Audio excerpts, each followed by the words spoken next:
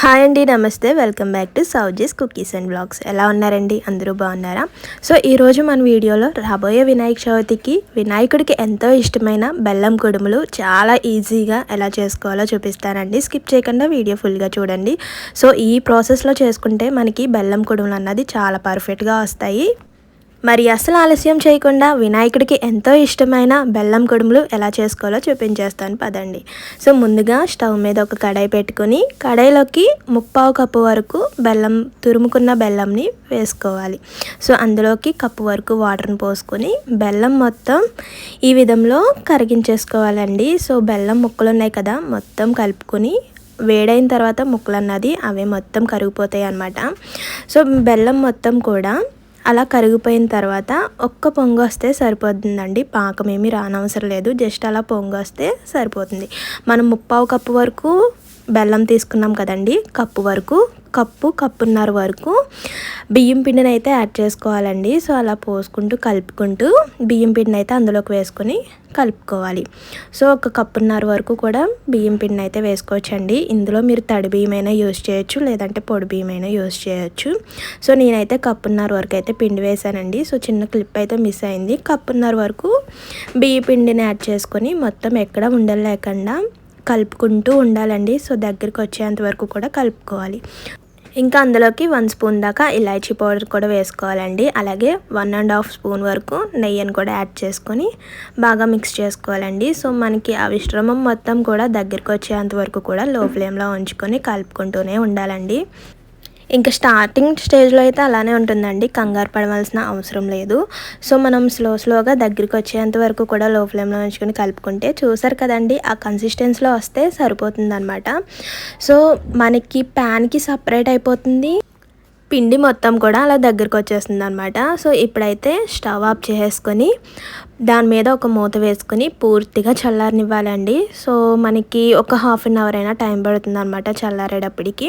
So పూర్తిగా అలా చల్లారనిచ్చిన తర్వాత ఒక హాఫ్ అన్ అవర్ అవుతుందండి. సో చూసారు కదా, పిండి కన్సిస్టెన్సీ అన్నది ఇందాకటికన్నా కొంచెం గట్టిపడుతుంది అనమాట, అంతేనండి. సో ఇప్పుడు దాన్ని అలా ఉంచుకొని మన చేతికి నెయ్యి కానీ ఆయిల్ కానీ బాగా అప్లై చేసుకొని సో కొంచెం మన పిండికి మనకి కుడుములు ఏ సైజులో అయితే కావాలో కొంచెం పిండిని తీసుకొని రౌండ్గా ఉండలాగా చుట్టేసుకోవడమేనండి. సో మనకి నచ్చిన షేప్లో, మనకి నచ్చిన సైజులో, మనకి నచ్చిన మోడల్లో అయితే సో ఈ కుడుములను అయితే తయారు చేసుకోవచ్చండి. చాలా అంటే చాలా ఈజీ.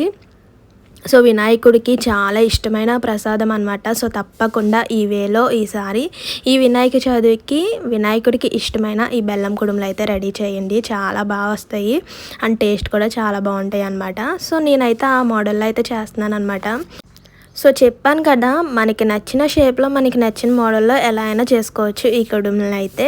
సో యాక్చువల్ కుడుములు అయితే రౌండ్గా చుట్టేసుకుని బాల్స్ లాగా రెడీ చేసుకుంటే యాక్చువల్ కుడుములు అయితే అవే అనమాట. ఇవి ఇప్పుడు వచ్చిన ట్రెండ్ అనమాట. సో నేనైతే అలా కుడుముల్ని రెడీ చేసి ఫింగర్స్తో అలా నొక్కాను దగ్గరికి అయితే, అంతేనండి. ఇంకా మిగతా పిండి మొత్తం కూడా సేమ్ అదే విధంలో అయితే రెడీ చేసేసుకున్నానండి. సో ఇప్పుడు ఆ కుడుములను అయితే అలా ఉంచి ఇప్పుడు నేను ఇడ్లీ పాత్రను అయితే తీసుకుంటున్నాను అనమాట. సో మనకి ఇడ్లీ పాత్రలో అయినా ఉడికించుకోవచ్చు, లేదు అంటే మనకి ఇప్పుడు వస్తున్నాయి కదండి కుడుములు ఉడికించుకునేది స్ట్రైనర్ టైప్లో, సో అందులో అయినా ఉడికించుకోవచ్చు అనమాట. సో మా దగ్గర అది లేదు కాబట్టి సో ఇడ్లీ పాత్రలో అయితే నేను ఉడికించేస్తున్నాను అనమాట. సో ఇడ్లీ పాత్రలో ముందుగా రేక తీసుకుని దానికి ఫుల్గా నెయ్యి అయితే అప్లై చేసుకున్నాను. నెయ్యి అయినా యూస్ చేయొచ్చు, లేదంటే ఆయిల్ అయినా యూస్ చేసుకోవచ్చు అండి, అది మన ఇష్టం అనమాట. ఇంకా అందులోకి 1 వేసేసి ఇంకా అన్నిటిలో కూడా సేమ్ అలాగే నెయ్యి అప్లై చేసుకొని మిగతా అన్నిటిలో కూడా ముందుగా తయారు చేసి పెట్టుకున్న ఈ పచ్చి కుడుములు అయితే అందులోకి వేసేసుకున్నానండి.